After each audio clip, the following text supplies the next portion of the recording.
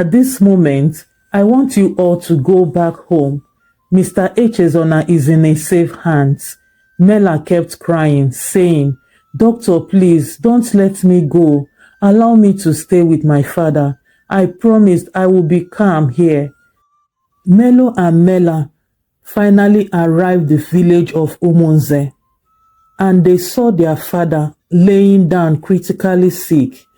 They were both scared because they have never seen their father in such condition before.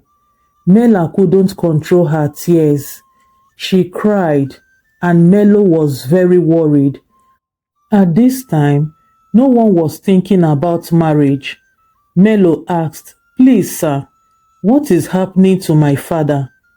I was told that he slumped at his shop and was rushed to the hospital. So I had to call the both of you, replied Ndi.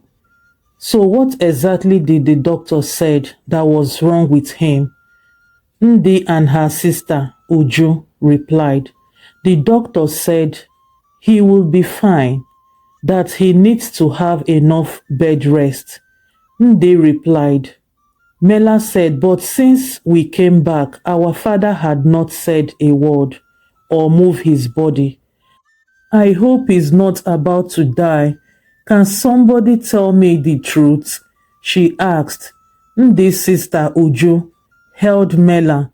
She said to her, My child, your father is not about to die. He will be fine, she assured her. Ndi later went back home, while his sister Uju decided to stay back to take care of Echezona. Later that day, Echezona was rushed back to the hospital because since he got back home from the hospital, he had not moved nor talked. As they got to the hospital, he was kept in the intensive ward, and Echezona was placed on a life support machine. Melo and Mela was very scared. Mela cried all through the day. Thankfully, they had Uju, Echezona's best friend's sister, around them, who had never left Echezona's sight. She had to call Ndi, her brother, to come over to the hospital to pick Mela. As Ndi got to the hospital, Mela refused to follow him. She kept on saying, Please, Uncle Ndi, tell my father to wake up. Please, tell him to wake up. During this time, the doctor walked in. Please, I know the situation at hand is very tough on you all. I want you all to take things easy. Let us keep hoping and believing that all treatment given will bring great change. But at this moment, I want you all to go back home. Mr. Echezona is in a safe hands. Mela kept crying, saying, Doctor, please, don't let me go. Allow me to stay with my father. I promised I will be calm here, Mela said. But the doctor insisted. Visitors are not allowed in here. This is an intensive care ward. After said and done, they all went back home. But the sister of Ndi, Uju, decided to stay back at the waiting room. The doctor and all the medical teams put all their efforts to make sure that Echezona regained consciousness. While all this was happening, Melo and Mela's fiancé and fiancée traveled down to the village of Umunze to stay with them. Their arrival helped Mela to stay more calm. Melo's fiancée was a very prayerful woman. She told them that their father's sickness should not only be seen as physical or medical occurrence alone. We all have to seek the face of God in this situation. Because this had took so long, they all agreed. They decided to go on with fasting and prayer. For 7 days, both Echezona's friend Ndi and his sister Uju At the end of the fasting, they all gathered to pray. After a few days of the fasting, although Echezona was still in the condition he was, but this very day they visited the hospital. There was a nurse, a matured nurse, that had been taking care of Echezona. She was about to move the life support machine. Uju noticed Echezona's finger moving. She thought it was her imagination. Not until the both hands started moving. She screamed, Echezona is alive, oh! Echezona is alive! Everybody come here!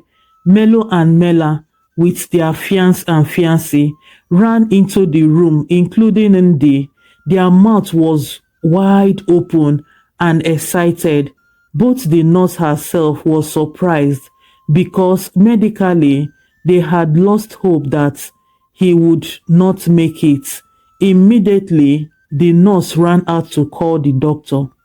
Before the doctor could get there, Echezona opened his eyes.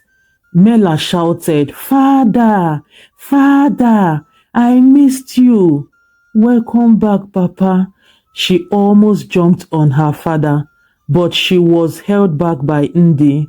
The doctor went closely to Echezona to check how his heartbeat was going. Thankfully, everything was fine, and he was able to recognize everyone in the room. While all this was going on, the elderly nurse that walked in earlier was smiling and happy. When she heard the doctor said Echezona was all right, but as she smiled, Echezona looked at her and was a bit confused about her resemblance of someone he had met before, but he tried hard to wave it off because he thought to himself that maybe it was the reaction of his staying in coma for long. So he began to mention the names of everyone in the room, and the doctor was amazed on how quick he was able to pick and recognize people around him. Echezona called his friend name. Ndi, Ndi, how are you? Ndi went closer to him and choked his hand. Echezona, I am fine, he replied. The doctor later said, Echezona, I am happy that all the blood tests and scan we ran on you shows everything, both your organs are functioning well. I would have discharged you right away, but you are going to spend 3 more days so that we can monitor you more. Even though the test showed everything was all right. Okay, doctor. Thank you, Echezona replied. Melo and Mela, Echezona called his children. How are you both doing? He asked. We are fine, father. It's just that you got us very worried. We were at the shop. Mela was about talking when Melo jumped in.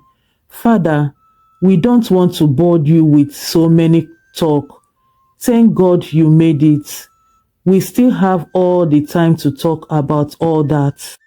All I want from you now is for you to have enough rest.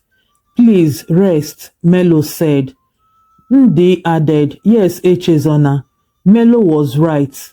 You need to rest. You need enough rest right now. When you get discharged from the hospital, we can talk. Then we continue from where we stop. Echezona smiled. You people are treating me as if I am a woman that just had a new baby. Everyone laughed. Megan and Kelly, Melo and Mela's fiancé and fiancée, went closer to Echezona and they said, Thank God you made it, sir. They said. Echezona looked at them. He was surprised. Megan, Kelly, so you came? Echezona asked. Yes, father. We had been around for 2 weeks now, Megan replied. 2 weeks? Echezona exclaimed. You don't mean it? With his mouth wide open and surprised. Father, you have a prayer warrior as a daughter-in-law. Do you know that when they arrived, Megan had to give us 7 days fasting and prayer? At the end of the fasting and prayer, which was 3 days ago, look at you today. You are awake from coma, Mela said. Echezona was surprised. Later that day, they all went back home in joy, and Ndi's sister Uju stayed back at the hospital.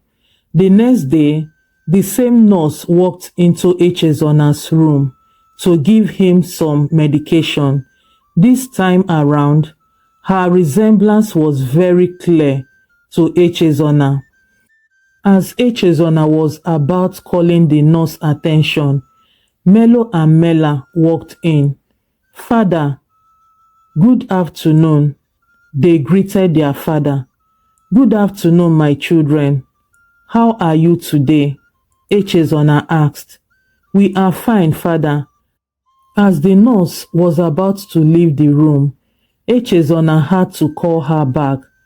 Please, sorry for bothering you, but it's just that your face looked very familiar to me.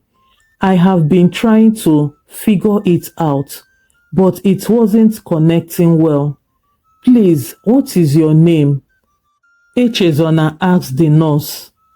My name is Nkoli Nze, she replied. Echezona asked again. Did you said Nkoli Nze? Echezona asked. Yes, sir, she replied. He screamed and was shocked. He went ahead to ask more further. From what village, please? He asked. I am from Mpo, she replied. You said what? This time, Echezona asked in disbelief. At this point, everyone in the room, both his children, Melo and Mela, was looking surprised. They were wondering what was going on with their father. Even the nurse, but the nurse wasn't all that surprised because she herself was wondering if the name Echezona would be what she was thinking about. But she waved it off because she knows that the Echezona she knew was a pauper and there wasn't any resemblance between the both of them. Echezona asked her, Do you know me? He asked, waiting for her response. She nodded, no. So you mean you don't know me? Really? Even my name doesn't sound familiar to you? Echezona asked. Yes, your name, but you are 100% different from the person I used to know, she replied. Echezona surprised at her response. Father, what is it? What is going on? Do you know who she is? Melo asked. My son, wait. Nkoli, don't you remember Echezona, Ime, in the village of Ukpo, the one that lost his parents at the tender age and was living with his uncle, the one that a woman abandoned her twins, a boy and a girl, without looking back and left, the one that never came back to say, I have come back for my children, the one that stood before me saying my name sounds familiar. Echezona went on and on. Thank God that after all these years, our paths still crossed. So, Nkoli, do you recognize me now? He asked. While this was going on, it now made sense to Melo and Mela. Father, please take it easy. We don't want you to stress yourself. You know you just came out of coma, Mela said to her father. Even Uju was concerned about his health. At this time, tears began to flow rapidly from Nkoli's eyes. She wiped her tears. Echezona, so is you. She knelt down and pleaded with Echezona in the hospital room. Please, Echezona, don't be mad at me. I was just a child. The frustration of my parents pushing me out of the house with my pregnancy, giving birth with twins, the trauma and anxiety was so much on me to handle. I wasn't thinking right then, but I later came back after 12 years. But I was told you no longer stay in the village of Mpo. I felt very bad. I left. I never knew you were in the same village of Umunze where I lived and work. She said, please get up. This is hospital. He insisted. She gets up. When she was saying all this, Melo and Mela looked at each other. Please, Echezona, forgive me. I realized that what I did was very wrong. I wasn't supposed to leave our children with you, to care for them alone. Please, Echezona. Eche, please. She wept while still on her knees. She pleaded. Echezona sitting on the hospital bed, looking disappointed, and those memories of all that happened rushed in his thoughts. But Echezona didn't respond. He was in shock at this time. Uju stood up from where she was sitting and asked Echezona if he was okay. Echezona was not responding to anybody, but his eyes were still opened. Melo and Mela was very worried. They were all panicking. Nkoli the nurse got up to check if he was all right. She found out that Mr. Echezona was having an heart attack. They quickly called the doctor. As the doctor walked in, he asked what happened. At this time, Echezona was rushed immediately into the intensive unit. Mela said to the face of the nurse, Nkoli, listen, if at all you are our mother, just pray that nothing happens to our father. You wicked woman, I will never forgive you. Mela cried as the nurse moved their father away. Uju had to call Ndi, her brother. When Ndi arrived, he asked what was the problem. Uncle, don't mind that witch of a nurse. She was the cause of all that happened. Now my father that was all right had been sent back to the intensive care again, Mela replied. But the nurse should have known better. As someone that is in the medical line, she wasn't supposed to engage Echezona in such delicate discussion. They waited patiently for the doctor to come out. Few hours later, the doctor walked in. Doctor, please, how about Echezona? Ndi asked. Echezona is a great fighter. I wondered what part of the world he existed from. I personally thought Echezona would not make it out this second time, but thankfully he survived it, and his conversation is sound. He would be out in a moment, the doctor replied. But please, I want to ask for a favor. You know that you are the elderly one here. Please, I don't want noise in the room. I would love everyone to leave, but I can only allow your sister Uju to remain, the doctor said. That wouldn't be a problem, but we weren't the people that caused it. It was your nurse, Nkoli. Ndi replied. What? The doctor was surprised. I wasn't aware. Please, what happened? The doctor asked. Don't worry about that. All had passed. At least my friend Echezona is alive. Few days later, Echezona was discharged from the hospital. Back at home, they celebrated a welcome back party for Echezona. They married and danced and celebrate. Mela and Melo was so happy to see their father strong and healthy again. They explained what happened to him, and he then remembered he had a slight headache and was about to get up to take his medication and felt dizzy and couldn't control his fall. Thank God I am alive to tell the story. Father, I thought you were about to die and leave us all by ourselves in this world. Mela said. Echezona looked at his daughter and his son and said to them, you know, one doesn't have his life on his hand or know when his life will end.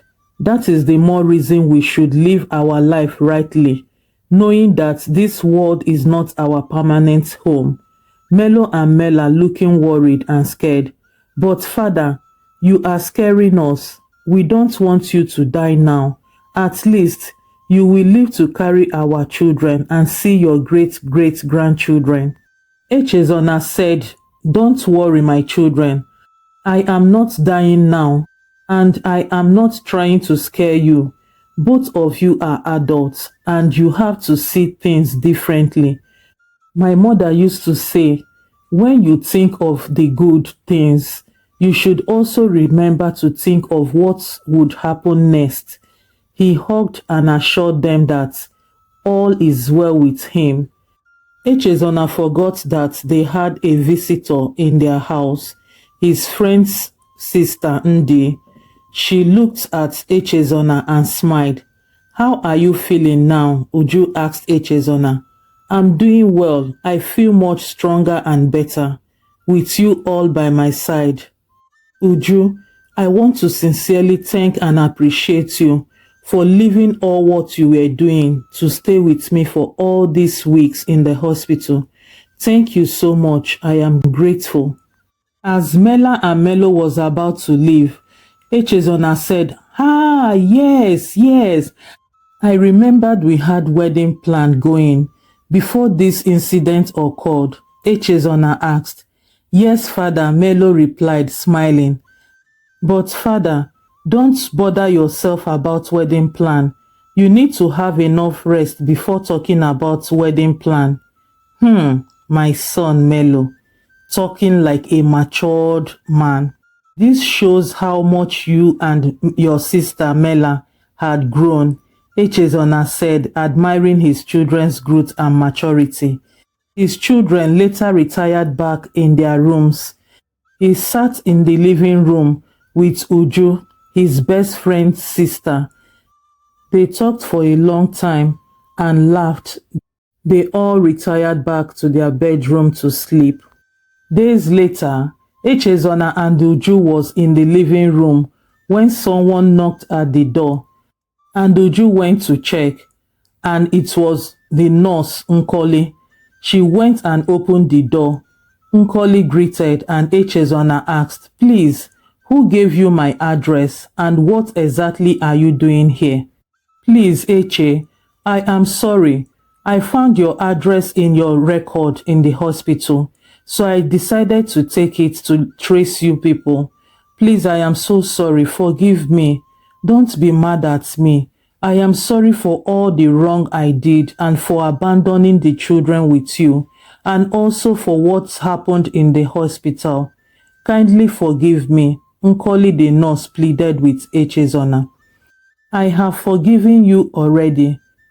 Otherwise, I wouldn't have been speaking with you, Echezona replied. But please, stop coming to my house. You can only come when you are invited. Melo and Mela heard the noise. They came down to check who was that. Father, what is going on here? Melo and Mela asked. Nothing, my children. Mela looked and saw the nurse, Nkoli. You again? You this woman? You this witch? What are you doing in my house? You almost killed my father. What are you doing here? Mela asked the nurse. At this point, Echezona had to stop her from speaking rudely. Mela, that is enough, and be very careful how you put your words. Mela, this is your mother. Her name is Nkoli. She was the one that gave birth to the both of you, Echezona explained to his children. But sadly, they didn't find it funny, especially Mela. As Nkoli was about to go closer to Melo and Mela, Mela shouted at her, "Will you get your hands off me, you wicked witch? What is the meaning of this? You think you would just wake up one morning and expected I and my brother to jump into your hands? No, never. It can never happen. And just to let you know, the only mother we have is my father and Auntie Uju, who always cared so much about us," Mela said. Her twin brother Melo was just calm, observing everything that was going on, while Echezona as well was trying to be careful because of his health. But he finally spoke up. Mela, please sit down. I know you two are hurt and wounded. Living without a mother when she wasn't dead, it's very painful. I know, but Mela doesn't have much patience to wait for her father's long talk. Father, if I could remember years back, we asked you about our mother. You told us how she abandoned us when we were still babies. Please, she is very wicked and mean. I don't want to have anything to do with her. I don't have a mother. The mother I heard about then died a long time ago and far forgotten. So this one here can never represent the mother I have had for all these 25 years of my life. Father, you are our mother.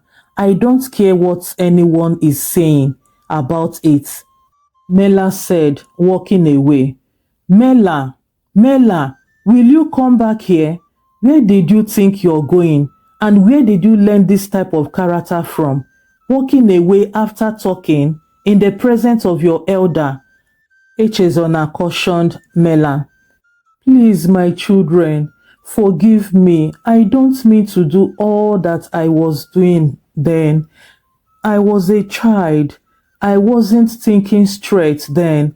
You both had been in my mind for all these years, Nkoli pleaded, but Mela refused bluntly.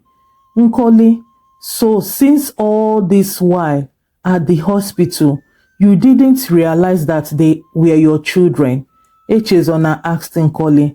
I know, but I don't want to be too forward, she explained. Please, my children, forgive me. Mela, please, I want you both to forgive your mother. This decision wasn't easy for me to take, but life had taught me a lot of lessons. Just take for instance now what happened to me last couple of weeks, but I survived it. What if I hadn't survived? I would have died bearing heavy loads of unforgiveness upon me, and she, your mother, would have lived all her life in pain and guilt, and you, my children, wouldn't have had the opportunity to forgive your mother and yourselves, and you wouldn't have even met her, maybe. So please, let's pour out our hearts and let's go. Please, my children, Echezona pleaded. Melo spoke up first. I forgive you. I don't have anything against you. It's just that I was hurt, very hurt. I was ridiculed and mocked in my school. I wish to have a mother, someone to call mommy every day, but you were nowhere to be found. And now you are here pleading for our forgiveness. Like I said, I forgive you. There is no problem. Melo said, I will forgive you, but on one condition. I won't visit you. I don't want you to visit me either, Mela said. Nkoli replied. to her children. No problem, my daughter. Thank you, Melo and Mela, for forgiving me. No, Mela, how can you say you forgive your mother and you don't want to have anything to do with her? Yes, if it was an outsider, it's okay to set your boundaries. But remember, she's your mother. Your father, was very hurt as well by this woman called your mother. If you say that she should give you time, that would be well understandable. Echezona explained to her daughter. We all must learn to forgive. After said and done, they all forgive Nkoli, the nurse, and Nkoli was grateful and happy. But no one bothered to ask her about her past life, if she was married or not. That same evening, Echezona and Uju, Ndi's sister, was sitting outside the compound. Echezona went closer to Uju. He held Uju's hand, and Uju was surprised but wasn't showing it. Uju, I know you would be wondering, why am I so close to you? You know, for the past few years now, my eyes had been on you, hoping that someday you would be my wife. But I was afraid to approach you because I don't know if you would accept me. And I was giving my friend Ndi his due respect so that he doesn't feel I was taking advantage of you. Please, Uju, are you in any relationship? Echezona asked Uju. No, I once had one but it didn't work out. Uju replied. Oh, really? Immediately, Echezona went straight ahead to tell her his intention. But before doing this, Echezona had already talked to his friend Ndi about it, and Ndi gave him the permission to go ahead. Please, Uju, would you be the woman I would call my wife? Please, my heart longs so much for you. Uju, I have hid this feeling for so many years and I know it's coming late. Echezona asked Uju. Uju was shocked. She looked at Echezona and she asked, are you sure your children would be happy about this? And what about Nkoli, your children's mother? I thought you had forgiven her, and I thought it would have been better and the best way to bond together again if you get married to her. She asked Echezona so many questions. Although she had feelings for Echezona, but she wanted to trade safely. Uju, don't worry about that. Yes, I have forgiven her, but I don't love her anymore. That love was far dead. You are the one I truly loved and would love to spend the rest of my life with. Echezona explained. Uju accepted the proposal. Echezona was very happy. He didn't wait any seconds to call his children to spread the good news. Melo and Mela was very happy and surprised that their father finally found love, not just to anyhow woman, but to a woman that had loved them all as her own children. He also informed Ndi, his best friend, about it, and Ndi was very happy. 2 weeks later, they continued with their wedding plans and shopping. Mela and Megan finally bought the wedding gown of their choice, while Kelly and Melo bought blazers for themselves and for their father. Uju wasn't left out of the plan. Even though Mela doesn't want her mother to get involved in her life, she was present at every step of the wedding plan. Nkoli and Uju was in charge of the cooking, and their age mate Ashebi. Uju and Nkoli bought the same type of clothes for themselves, and Ndi, his best friend, was in charge of the rest of the things. On the day of the wedding, Echezona wasn't aware that his children bought him blazers but he had already bought native Igbo attire before he fell sick. "Father, we have a surprise for you," Melo and Mela said, giving him the bag that contains the blazer. When he opened it, he asked, "What is this for?" "Father, we bought it for you. That is what you will be wearing for the wedding today." Mela explained, "But I don't like suits," he explained. After said and done, Echezona wore the blazer. He looked so cute with it. Mela and Melo finally got married to the love of their life, and thankfully, Echezona survived and was present in his children's wedding. And not just that his children got married, but he was blessed with a beautiful woman, Uju. They held a simple wedding ceremony together with few friends and family. Nde was his best man, and they were blessed with 3 wonderful children, and their family was filled with joy again. Thank you so much for watching this story. I hope you enjoyed it.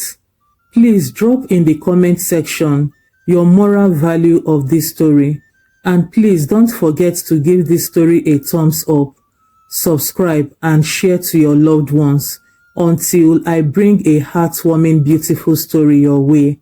Bye.